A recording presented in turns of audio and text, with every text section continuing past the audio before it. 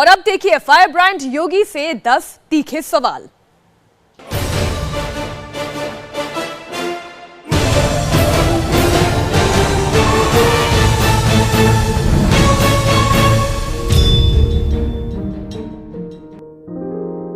हमारे साथ हैं बीजेपी के फायर ब्रांड लीडर, 5 बार सांसद रहे योगी आदित्यनाथ। पूरा गेम प्लान यूपी के लिए, पश्चिमी उत्तर प्रदेश के लिए योगी का एक अलग गेम प्लान है। में उत्तर प्रदेश के अंदर 500 से अधिक छोटे बड़े दंगे हुए और ये मान के चलिए कि हमारे लोगों के कारण ही पूर्वी उत्तर प्रदेश में एक भी दंगा नहीं हुआ। वहां हिंदू सुरक्षित है तो मुसलमान भी सुरक्षित है, ये मान के चलना चाहिए। इस बात के लिए आपको मुझे कम से कम धन्यवाद तो देना चाहिए।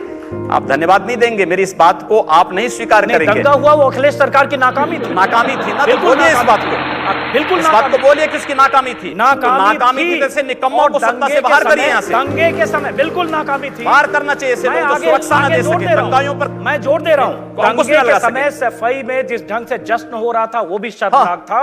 सरकार मथुरा से प्रारंभ होता है और सहारनपुर तक जाता है। बिल्कुल सही करे। 4 बार बरेली में दंगे हुए, बिल्कुल सही। मुजफ्फरनगर में 4 महीने तक दंगे होते रहे। अगर सरकार मुस्तैद होती तो जिस ढंग से दंगे कई दिन तक भड़के, शक्ति का संतुलन हम लोग पूर्वी उत्तर प्रदेश में कर रहे हैं और आवश्यकता पड़ेगी पश्चिमी उत्तर प्रदेश में भी संतुलन करेंगे, सबको सुरक्षा देंगे, लेकिन दंगाइयों को किसी भी स्थिति में बख्शेंगे नहीं। तो ये आप डरा रहे हैं। डरा नहीं रहा हूं मैं, हम लोगों ने नियंत्रित किया है बिना सत्ता के बल पे किया और आगे भी करेंगे हम लोग। जिस ढंग से आप डरा ये रहे हैं पश्चिमी उत्तर प्रदेश के लोगों को, मैं डरा नहीं रहा हूं, उनको जागरूक कर रहा हूं कि जिस ढंग से पूर्वी उत्तर प्रदेश में गोरखपुर में आपकी हिंदू युवा वाहिनी जिस ढंग से, गोरखपुर ही नहीं, हम लोगों ने आजमगढ़ को भी नियंत्रित किया है। जरूरत पड़ी आजमगढ़ से सब लोग डरते थे, अब आजमगढ़ में हर व्यक्ति जा सकता है। अब आजमगढ़ में जाने में किसी को संकोच नहीं। और ये मान के चलिए किसी ने किया तो हिंदू वाहिनी जैसे संगठनों ने किया है और आगे भी हम लोग करेंगे, रोकेंगे। दंगे नहीं होंगे तो विकास होगा।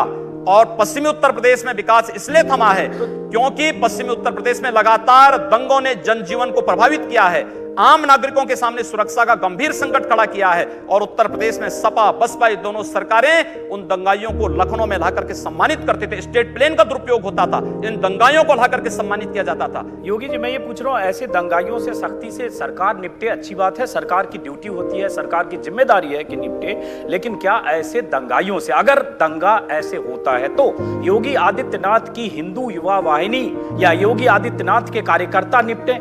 ये तो फिर अराजक स्थिति होगी। देखिए, जब सरकारें निकम्मी हो जाएंगी, एक भी उदाहरण आप नहीं दे सकते जहां पर किसी हिंदू संगठन ने दंगा किया हो या अपने स्तर पर कोई कानून अपने हाथों में लिया हो।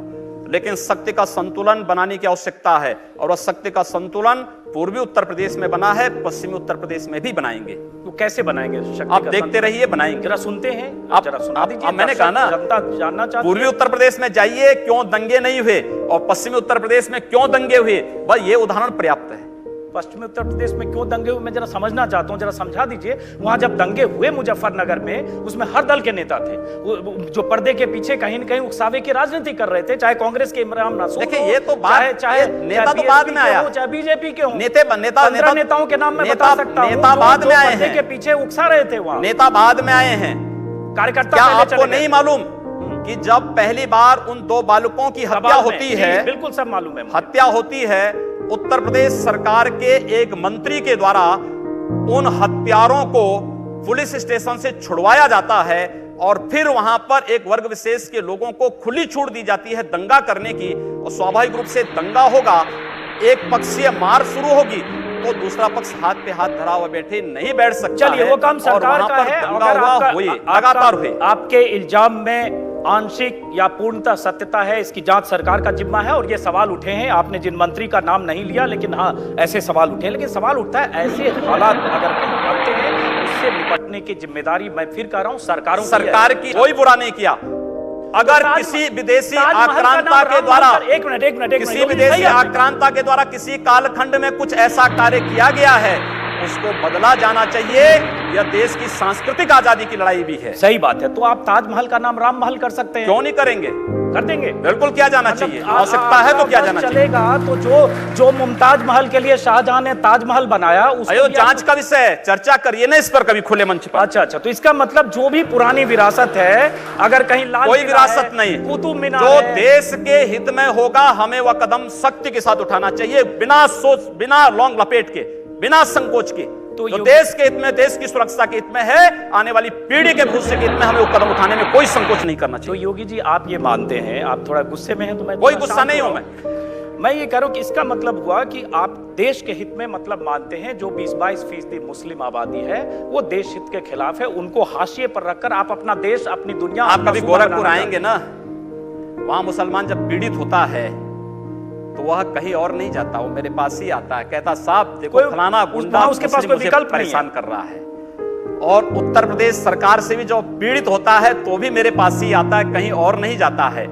अकेले सांसद हूं जो 2, 3, 4 घंटे पब्लिक के लिए खुले उसमें बैठता हूं, कोई सुरक्षा नहीं, कोई तामझाम नहीं, कोई भी आए अपनी बात कहें और फिर अगर बातचीत से मानेंगे ठीक, नहीं तो आंदोलन का रास्ता वहां तय होता है।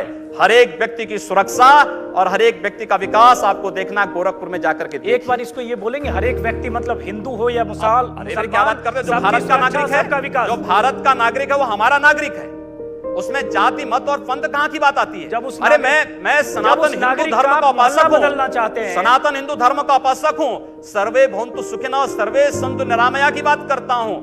मैं किसी मत और मजहब का विरोधी नहीं, लेकिन जो भारत का विरोधी है मैं उसका विरोधी हूं। सर वो कोई भी हो मैं उसका विरोधी हूं। योगी जी, ठीक है तालियां बजाइए आप लोग। योगी जी, उर्दू बाजार को हिंदी बाजार बताना या बदलवा देना, उर्दू कहां हमारी है? पहचान उर्दू तो हिंदी उर्दू से एक है या भाषा। उर्दू से? मैं आपसे पूछना चाहता हूं, नहीं, आप मेरी- फिर मुझसे उर्दू में ही पूछिए। मेरी भाषा हिंदी है, मैं उर्दू नहीं जानता हूं। तो फिर लेकिन तो फिर वहां के लोग मैं भी देश हिंदी का जानते नागरिक हैं, हूं, मैं तो जानना हम चाहता हिंदी के हूं, नाम पर क्यों ना नाम रखें? सर सवाल तो मैं पूछ रहा हूं, जवाब आप देंगे। जिस वही दिन मैं बोल- आपकी तरह यहां आ जाऊंगा चुनाव लड़ने तो आप मुझसे पूछ लीजिएगा, आज मेरा दिन है। तो मैं ये पूछ रहा हूं कि योगी आदित्यनाथ जब पश्चिमी उत्तर प्रदेश में जिस ढंग से चुनाव प्रचार में जा रहे हैं या पूर्वी उत्तर प्रदेश में जिस ढंग से आप चुनाव प्रचार करते हैं, और जाहिर है वहां आपकी फैन फॉलोइंग भी काफी है, क्या आपके दायरे में, आपकी राजनीति में मुसलमानों के लिए कोई जगह नहीं है? क्यों नहीं है?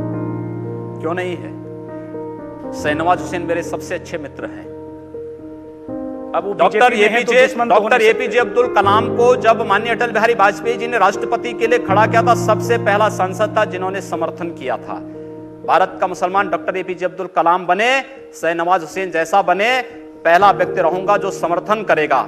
लेकिन अगर यहां पर कोई ओसामा बिन लादेन को और औरंगजेब जैसे दुर्दांत लोगों को अपना आइकॉन मान करके भारत के अंदर पाकिस्तान का झंडा लहराएगा, तो फिर उनके उन विषैले फनों को शक्ति के साथ कुचलने के लिए भी सबसे पहले योगी आदित्यनाथ यकीनन अगर भारत में कोई पाकिस्तान का झंडा लहराने की घटनाएं तो हुई गलत हैं। करेगा, कार्रवाई होना लेकिन चाहिए लेकिन ये कहकर आप पूरी आबादी को ये नहीं पूरी कहना आबादी चाहिए की बात नहीं कि की सब हमने। भारत में पाकिस्तान हमने का पूरी झंडा आबादी लहरा। की बात नहीं।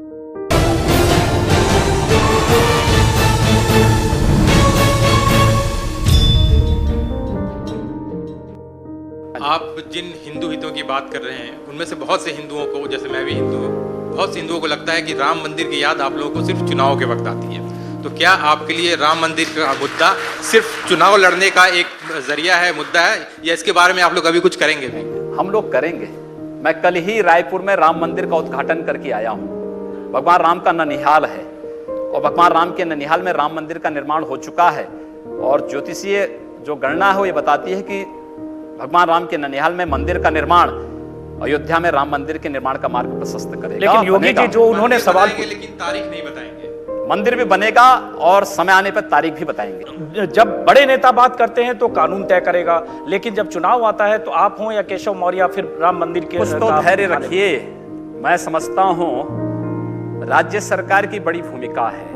सवाल वो नहीं है स्वामी जी, सवाल ये है जैसे होगा, आपने होगा। कहा कि राज्य सरकार की भूमिका होती है, बड़ी महत्वपूर्ण तो एक मैं भूमिका। सुन लीजिए, राज्य सरकार की भूमिका अगर होगी तो एक अमित शाह ने जो पार्टी के राष्ट्रीय अध्यक्ष हैं, उन्होंने कुछ देर पहले मैनिफेस्टो जारी किया, कुछ दिन पहले आप भी मंच पर थे। उस मैनिफेस्टो में बहुत सारे वायदे हैं, वही वायदे पूरा करते करते शायद 5 साल में पूरा ना हो, तो आप वो वायदे पूरा करेंगे जो मैनिफेस्टो में दिया, या जाकर मंदिर बनवाने जाएंगे वहां जहां कानूनी मामला फंसा है कोर्ट में? मंदिर भी बनेगा और ये विकास के सारे कार्य भी होंगे। हमारा विकास कार्य जाति मत और मजहब से ऊपर उठ करके होगा, सबके लिए होगा, सबका साथ और सबके विकास की बात होगी।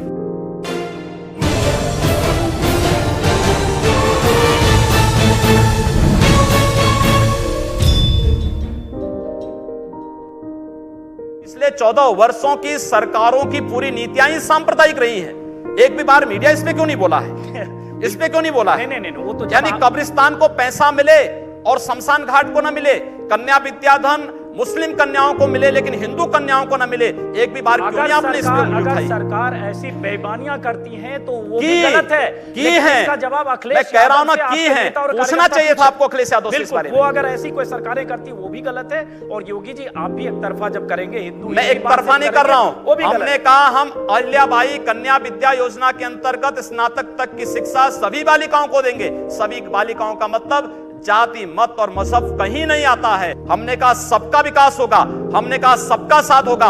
अगर हम सबकी समृद्धि और सबकी सुरक्षा की बात करते तो हम सांप्रदायिक हो गए, और अगर हम दलित मुस्लिम एकता की बात कर रहे हैं या यादव मुस्लिम एकता की बात कर रहे हैं तो वह सेकुलर हो गए। अच्छा, ये चलिए। दोहरापन समाप्त होना चाहिए।